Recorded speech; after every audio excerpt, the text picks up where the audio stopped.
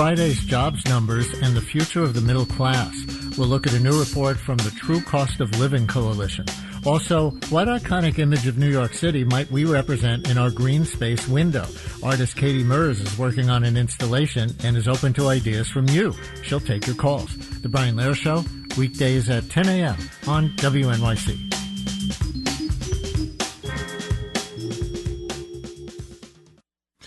It's 6:51. Marketplace Morning Report is coming up next, and then later on Morning Edition. More U.S. cities are cutting back on a decades-old privilege many drivers know well, turning right on a red light. The move comes in response to rising pedestrian deaths, but some drivers are not on board. There's very little to be gained from banning this maneuver. More on that in about 15 minutes.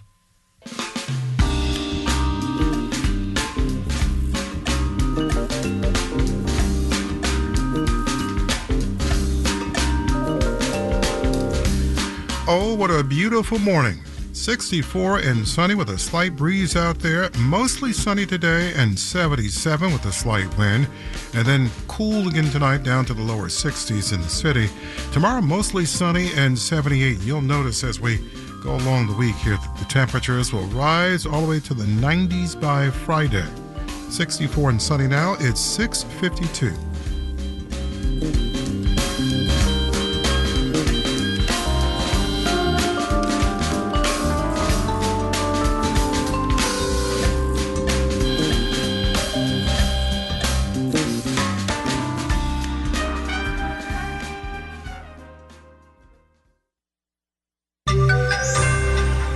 We're paying down our credit cards. Good job, America. Marketplace Morning Report is supported by Progressive Insurance. Progressive is looking for individuals who want to join an inclusive and unique culture. More information, including application, at progressive.com/careers. And by Schwab. Schwab offers investors choices like full-service wealth management, self-directed investing options, and trading on Thinkorswim. More at schwab.com. From Marketplace, I'm Sari Benishore, in for David Brancaccio. Americans are paying down their credit card balances, and you can thank the strong labor market. New data from the Federal Reserve shows the amount of so-called revolving credit that consumers hold, basically credit card debt, declined in April. It is the first time it has gone down in 3 years. Marketplace's Nova Safo has more. Overall, the data shows the total amount of outstanding credit in April declined 0.4% among credit cards, personal lines of credit, and other revolving debt. And while that's good news, there's evidence some Americans are struggling more than others to pay off their credit cards. Delinquencies are up, especially among those in their 20s and 30s. Meanwhile, household wealth overall is at an all-time high. The Federal Reserve says it surpassed $160 trillion in the first 3 months of the year. Much of the gain came from increased stock and real estate values. I'm Nova Safo for Marketplace. All right, let's do the numbers. Dow, S&P, and NASDAQ futures are all down in the 1 to 0.2% range, and the yield on the 10-year Treasury is 4.465%. Marketplace Morning Report is supported by Amazon Business. From small business to big enterprise and everything in between, Amazon Business helps simplify the supplies buying process. Amazon Business, your partner for smart business buying. And by Total Wine and More. Total Wine and More, helping shoppers love what they find at TotalWine.com. Spirits not sold in Virginia or North Carolina. Drink responsibly. Be 21. And by Autodesk, striving to help the world's designers, engineers, builders, and creators design and make anything. Learn more at Autodesk.com. Whether Biden or Trump in the White House come January, the push from both is to make more things in America. Our question this week is, who gets the skills to get those jobs making things in America? Marketplace's David Brancaccio traveled to Georgia to explore efforts to create pipelines of people from all walks of life with the skills to work and create IRL in real life. He starts today in Atlanta with the pipeline for show business. You ever see that peach as the credits come to an end on screen? The Walking Dead, maybe WandaVision. WandaVision! The peach means filmed in Georgia, a state set to surpass California for sound stages by square foot. The names that come before the peach, best boy, gaffer, or in this case, key rigging grip, come with a paycheck. We do things ranging from putting cameras onto dollies and cranes to hanging heavy lights above people's heads. Francis Harlan does this for a show called The Bondsman, being shot here on a set designed to look like a honky-tonk bar. It's about an undead bounty hunter, starring, talk about 6 Degrees, Kevin Bacon. Blumhouse, the production company, spun up a program to give a trainee his shot. He's been with us for the whole show, and he's just doing fantastic. Today, we signed him into the union. He'll put that paperwork in, and then hopefully come work with us on the next show. Where'd they find this new member of the crew? Georgia has a resource for that. I'm teaching them not how to make a movie, but I'm teaching them how movies are made.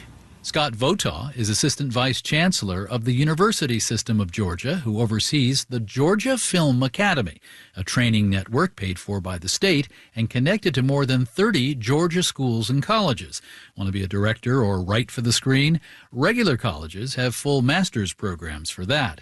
But the Academy trains for all those other names in the credits. Well, those are all craft people that make money working in this industry.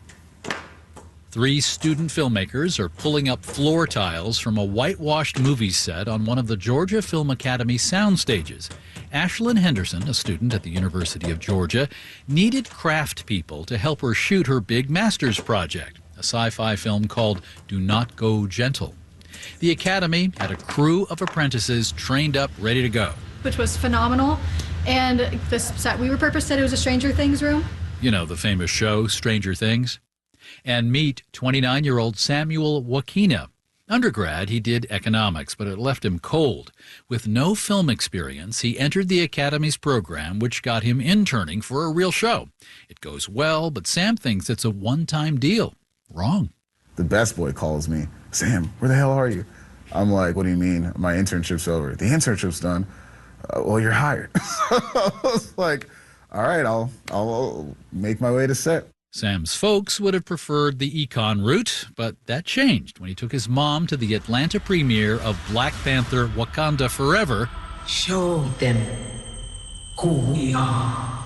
Where his name appears in the credits not once but twice for his work as grip for the underwater and stunt units. She's crying, and I'm sitting there trying not to cry because I'm like, damn. And even in a digital effects world, to make something fake for a show, you often use real materials. Chuck Kerr is lead instructor at the Academy. We're drawing scale. We're doing elevations. We're doing floor plans. We're doing a model afterwards. Amid all the specializations, the Georgia Film Academy also gives students a grounding in the personal finance side of the business, where money's good, but it comes in spurts. It's freelance. Yeah. You go from job to job to job. Back at the fake bar at the fake tavern at the professional set for The Bondsman, I get a lesson in the economics of Georgia's tax credit for show production, plus the state funding of the Academy to build a local talent pool this deep.